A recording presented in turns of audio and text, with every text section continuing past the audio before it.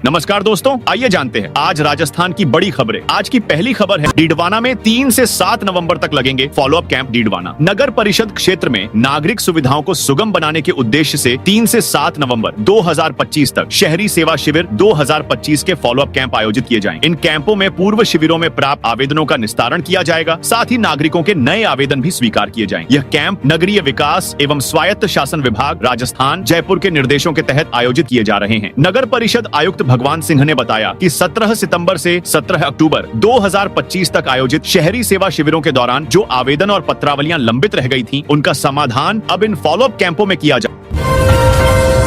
कोटा निगम पार्षदों का कार्यकाल आज खत्म। नगर निगम कोटा उत्तर व दक्षिण के वर्तमान पार्षदों का कार्यकाल रविवार को खत्म हो रहा है। हालांकि सरकार ने महापौर के निर्वाचन से बोर्ड का कार्यकाल मानते हुए बोर्ड भंग होने पर संभागीय आयुक्त को प्रशासक नियुक्त कर निगम की कमान संभलाई है। ऐसे में 9 नवंबर से प्रशासक निगम का काम देखेंगे, लेकिन पार्षदों का कार्यकाल रविवार को खत्म हो रहा है। ऐसे में निगम की सभी 22 समितियां भी भंग हो गई। अब समितियों का कामकाज भी निगम अधिकारी ही संभालेंगे। 3 नवंबर 2020 को हुए पार्षदों के निर्वाचन के हिसाब से पार्षदों का 5 साल का कार्यकाल रविवार को पूरा हो रहा है। रविवार का सार्वजनिक छुट्टी होने से उनका कार्यकाल समाप्त हो गया है। पार्षदों का कार्यकाल समाप्त होने के साथ ही कोटा निगम की समितियां भी भंग हो गईं।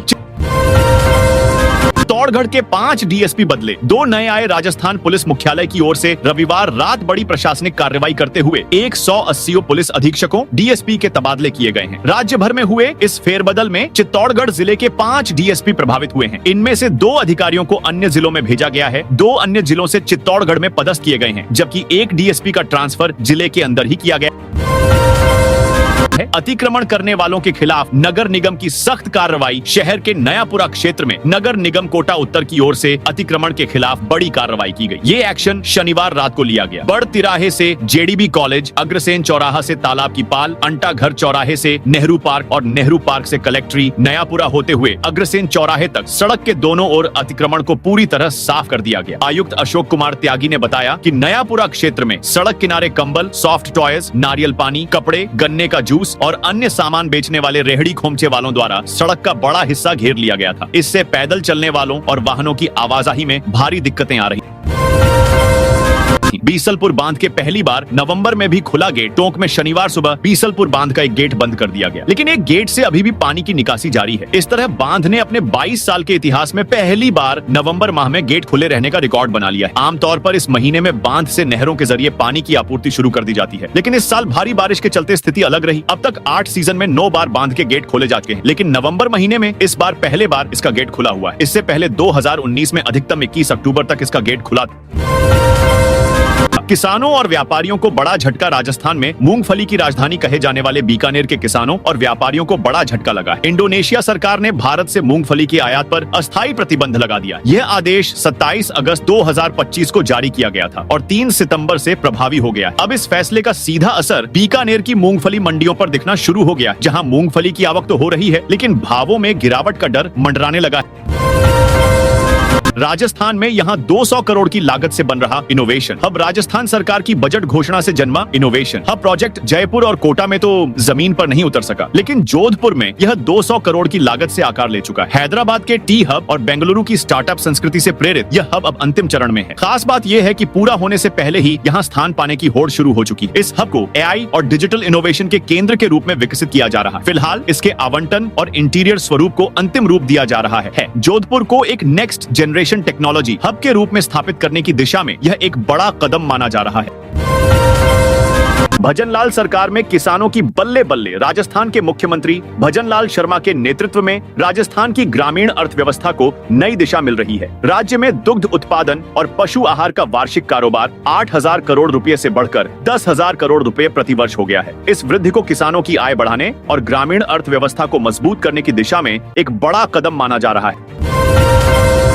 सीएम भजनलाल शर्मा का बड़ा एक्शन। भजनलाल सरकार ने राजकीय कार्यों में पारदर्शिता, जवाबदेही और सुशासन सुनिश्चित करने की दिशा में एक और सख्त कदम उठाया है। मुख्यमंत्री भजनलाल शर्मा ने राज्य सेवा के अधिकारियों के विरुद्ध 8 मामलों का निस्तारण करते हुए 13 कार्मिकों के खिलाफ अनुशासनात्मक कार्रवाई की। बता दें कि यह कदम सरकार की भ्रष्टाचार, लापरवाही और अनुशासनहीनता के प्रति शून्य सहनशीलता नीति को दर्शाता है। मुख्यमंत्री भजनलाल ने भ्रष्टाचार निवारण संशोधन अधिनियम 2018 की धारा 17 3A के अंतर्गत जल जीवन मिशन की निविदाओं में गड़बड़ी से जुड़े एक मामले में 3 अभियंताओं के विरुद्ध विस्तृत जांच और अनुसंधान की स्वीकृति दी है। साथ ही सेवारत अधिकारियों से जुड़े 2 मामलों में उन्हें वार्षिक वेतन वृद्धि रोकने के दंड से दंडित किया गया है।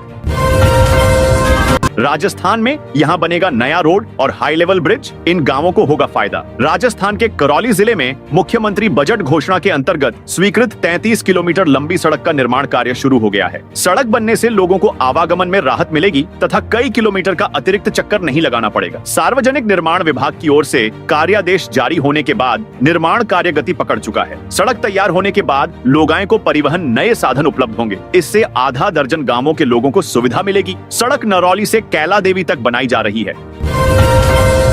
बिजली बिल सालाना 24,000 रुपए से ऊपर गया तो रुकेगी। पेंशन की रकम राजस्थान में सामाजिक न्याय एवं अधिकारिता विभाग के पेंशन धारकों की पेंशन की राह में अब बिजली का बिल भी परेशानी बनेगा। विभाग ने सालाना 24,000 से अधिक बिजली बिल चुकाने वाले पेंशनर्स के दस्तावेजों की फिर से जांच कराने के आदेश जारी किए हैं। विभाग ने ऐसे पेंशन धारकों की पेंशन भी अस्थायी तौर पर बंद करने की कवायद शुरू कर दी है। सिरोही जिले के 1,43,000 पेंशनर्स का सत्यापन भी शुरू हो गया है। आय अधिक मिलने पर पेंशन को स्थायी तौर पर निरस्त कराया जाएगा। वहीं जांच में सही पाए जाने वाले पेंशन धारकों की पेंशन को फिर शुरू कराया जाएगा। इसके पहले सरकार की ओर से पात्र नहीं होने के बाद भी राशन उठाने वालों के खिलाफ सख्त कार्रवाई की जा चुकी है। मांग के मुताबिक नहीं मिले परमिट, राज्य सरकार के आदेशों के तहत परिवहन विभाग की ओर से प्रदेश भर के विभिन्न मार्गों पर यात्री बसों के संचालन के लिए नए मार्ग खोले गए हैं। इसके तहत बस संचालन के लिए विभिन्न ट्रैवल्स कंपनियों से आवेदन लिए गए, लेकिन विभाग की ओर से मांग के अनुसार परमिट जारी करने में आनाकानी की जा रही है। इससे ऑपरेटरों को परमिट के लिए लंबा इंतजार करना पड़ रहा है। लाखों रुपए लगाकर बस खरीदने वाले ऑपरेटर स्वयं को ठगा हुआ महसूस कर रहे हैं। बाड़मेर में इंदिरा गांधी की मूर्ति खंडित, सचिन पायलट भड़के बाड़मेर। सर्किट हाउस के पास स्थित इंदिरा सर्कल पर लगी पूर्व प्रधानमंत्री इंदिरा गांधी की प्रतिमा को अज्ञात समाज कंटकों ने खंडित कर दिया। घटना का पता चलते ही शहर में हड़कंप मच गया। पुलिस ने तत्काल मौके पर पहुंचकर स्थिति का जायजा लिया और जांच के लिए विशेष टीम का गठन किया है। साथ ही प्रतिमा को अस्थायी रूप से सुधार भी दिया है। जिला कांग्रेस संगठन मंत्री मेवाराम सोनी ने बताया कि मौके पर पहुंचने पर देखा कि इंदिरा गांधी की नाक का हिस्सा जमीन पर पड़ा था। ये बेहद दुखद है। इस मामले में कांग्रेस के दिग्गज नेता सचिन पायलट ने सोशल मीडिया अकाउंट एक्स पर लिखा कि बाड़मेर में भूतपूर्व प्रधानमंत्री साधुवै सांपड़ी इंदिरा गांधी जी की प्रतिमा को असामाजिक तत्वों द्वारा क्षतिग्रस्त किए जाने की घटना की मैं कड़ी निंदा करता हूं। भीलवाड़ा में 150 महिलाओं के फोन हैक। भीलवाड़ा शहर में साइबर ठगों का बड़ा कारनामा सामने आया है। ठगों ने एक महिलाओं के ग्रुप में शादी का कार्ड भेज दिया। एपीके फाइल को महिला सदस्यों ने निमंत्रण समझ डाउनलोड कर लिया। एक के बाद एक ग्रुप में जुड़ी महिला सदस्यों का फोन हैक हो गया। इतना ही नहीं, साइबर ठगों ने फोन पे का पिन तक बदल डाला, लेकिन महिलाओं की समय पर सजगता से ठगी की बड़ी वारदात होने से बच गई। ग्रुप सदस्यों ने एक दूसरे को फोन हैक होने की जानकारी दी। ग्रुप में 150 महिला सदस्य जुड़ी हुई थी। राजस्थान में अतिवृष्टि से 3,777 गांवों के 7.63 लाख किसानों को मिली राहत। राज्य सरकार ने मुख्यमंत्री भजनलाल शर्मा के नेतृत्व में किसानों के हित में एक बड़ा फैसला लेते हुए खरीफ फसल 2025 के दौरान अतिवृष्टि से प्रभावित किसानों को बड़ी राहत दी है। सरकार ने 6 जिलों के 7,63,000 किसानों के लिए कृषि आदान अनुदान स्वीकृत किया है। यह निर्णय राज्य सरकार की कृषक कल्याण के प्रति प्रतिबद्धता को दर्शाता है। निर्णय के अनुसार जिन क्षेत्रों में अतिवृष्टि से 30% से अधिक फसल नुकसान हुआ है, उन 6 जिलों की 43 तहसीलों के 3,777 गांवों को आपदा प्रभावित घोषित किया गया है। गिरदावरी रिपोर्ट के आधार पर इन गांवों में रहने वाले किसानों को आपदा राहत कोष से आर्थिक सहायता दी जाए। शिक्षक खेल एवं सांस्कृतिक प्रतियोगिता की तिथियां घोषित। प्राथमिक शिक्षा निदेशालय के संशोधित आदेश के अनुसार 36वीं राज्य स्तरीय शिक्षक क्रीड़ा एवं सांस्कृतिक प्रतियोगिता की जिला स्तरीय प्रतियोगिता एवं दल गठन की नई तिथियां घोषित की गई हैं। अब दल का गठन 23 से 24 दिसंबर तक किया जाएगा। पूर्व में यह आयोजन स्थगित कर दिया गया था। प्रारंभिक शिक्षा विभाग के निदेशक सीताराम जाट ने बताया कि प्रतियोगिता से संबंधित अन्य शर्तें यथावत रहेंगी। उल्लेखनीय है कि यह प्रतियोगिता राज्य भर के शिक्षकों में खेल और सांस्कृतिक प्रतिभा को प्रोत्साहित करने के उद्देश्य से प्रतिवर्ष आयोजित की जाती है। नई तिथियों की घोषणा से अब जिले स्तर पर तैयारियां पुनः प्रारंभ हो सकती। भजनलाल सरकार में रोडवेज का घाटा घटकर 300 करोड़ पर आया। मुख्यमंत्री भजनलाल शर्मा के नेतृत्व में राजस्थान राज्य पथ परिवहन निगम की स्थिति में अभूतपूर्व सुधार दर्ज किया गया है। बेहतर प्रबंधन, सख्त निगरानी और संसाधनों के प्रभावी उपयोग से निगम का वार्षिक परिचालन घाटा घटकर 300 करोड़ रुपए रह गया है, जबकि पिछली सरकार के कार्यकाल में यह घाटा करीब 1000 करोड़ रुपए तक पहुंच गया था। रिंग्स रेलवे स्टेशन पर खाटू श्यामाजी भक्तों से हालात बेकाबू। खाटू श्यामाजी के जन्मोत्सव के बाद अपने घरों को लौटने के लिए हजारों की संख्या में श्याम श्रद्धालु रिंग्स रेलवे स्टेशन पहुंचे। ट्रेनें कम होने से स्टेशन पर अफरा तफरी का माहौल है। सुबह से लेकर दोपहर तक दिल्ली और रेवाड़ी की दिशा में एक भी ट्रेन नहीं चलने से भक्तों को घंटों स्टेशन पर इंतजार करना पड़ रहा है। खाद्य सुरक्षा विभाग का सर्च ऑपरेशन श्रीगंगानगर में ORS ओरल रिहाइड्रेशन सॉल्ट और वायरल प्रोटेक्शन के नाम पर बाजार में बिक रहे पेय पदार्थों और पाउडर उत्पादों के जरिए उपभोक्ताओं को गुमराह करने के मामलों पर स्वास्थ्य विभाग ने बड़ी कार्रवाई की है। खाद्य सुरक्षा एवं औषधि नियंत्रण आयुक्त डॉक्टर T शुभमंगला और कलेक्टर डॉक्टर मंजू के निर्देश पर जिला मुख्यालय पर यह कार्रवाई की गई।